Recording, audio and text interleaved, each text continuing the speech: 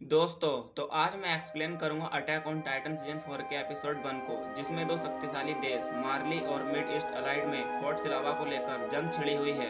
तो कहानी की शुरुआत में हमें फोल्को को जंग लड़ते हुए दिखाया जाता है, जो कि मार्ली का एक युवा एल्डियन सैनिक है।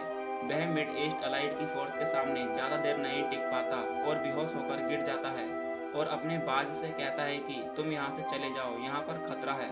इतने में फोल्को को बचाने उसका भाई कोल्ट वहां आ जाता है और अपने भाई को लेकर भागने लगता है, जहां पर उसके दो साथी भी मारे जाते हैं और वह कैसे न कैसे करके अपने काफिले में पहुंच जाता है। बाद में हम देखते हैं कि फोल्को को सिर में काफी चोट आई है, जिससे उसकी याददाश्त चली गई है और वह बोलता है कि तुम लोग कौन हो। मैं तो अभी तलवार लेकर लड़ रहा था और वहाँ टाइटन्स भी थे। फिर गावी उसके सिर पर पानी डालकर याद दिलाती है कि हम 4 साल से लड़ रहे हैं और हमें इस बार फोर्ट सिलावा जीतना है।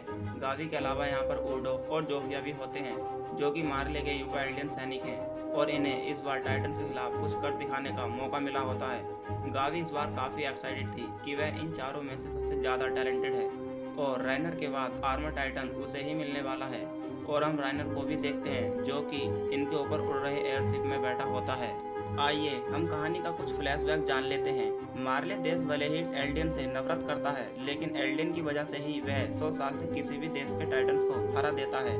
मार्ले के पास टाइटन्स पावर है, जबकि मिड ईस्ट ने एंटी टाइटन्स और वेपन्स में इतनी तरक्की कर ली है कि वह एल्डियन टाइटन्स को तबाह कर सकते हैं और उनके पास एक पावर ट्रेन भी है, जो कि बहुत शक्तिशाली है। सीन शिफ्ट होता है और हमें वर्तमान में दिखाया जाता है। अब हमें काफिले में मार्ली देश के चीफ मेगाथ को दिखाया जाता है, जो कि मिड ईस्ट देश पर हमला करने वाला होता है और अपने 800 सैनिकों को बमों से लादकर उस ट्रेन को डिस्ट्रॉय करने को बोलता है। यह सुनकर काफिले के सैनिक कांपने लगते हैं।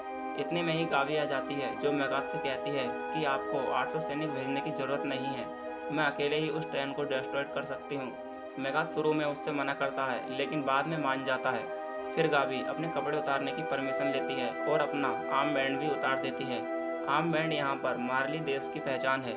फिर गावी बॉम्ब को अपने पैर से बांधकर मैदान में सरेंडर होने का नाटक करती है, जिससे दूसरे देश के टाइटन्स गोली चलाने से रुक जाते हैं और ट्रेन आता देख गावी अपने पैर से बॉम्ब को निकालकर उसके आगे फेंक देती है, जिससे ट्रेन डिस्ट्रॉयड हो जाती है और ब्लास्ट हो जाती है। यह देख गावी खुश होने लगती है, लेकिन दुश्मन गुस्सा हो जाते हैं और फायरिंग शुरू कर देते हैं। ये सब मेगाथ देख रहा होता है और जो टाइटन्स को मैदान में उतरने को बोलता है।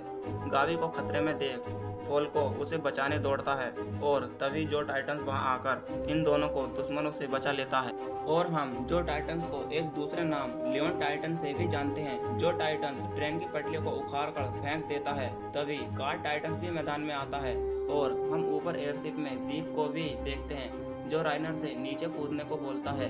और फिर हमें एयरशिप में से कई सारे एल्डियन टाइटन्स को नीचे कूदता देखते हैं और ये सभी पहले से ही टाइटन सीरम से इंजेक्ट थे।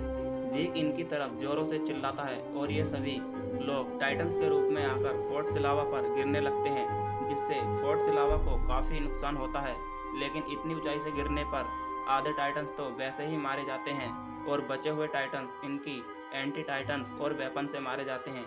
अब इसके बाद राइनर भी एयरशिप से नीचे कूद जाता है और वो भी आर्मर टाइटन्स में ट्रांसफर हो जाता है और दुश्मनों को मारने लगता है। वो इनकी एंटी टाइटन्स और वेपन्स को तोड़ने लगता है। तभी राइनर को कुछ आकर लगता है, जिससे उसका एक हाथ कट जाता है।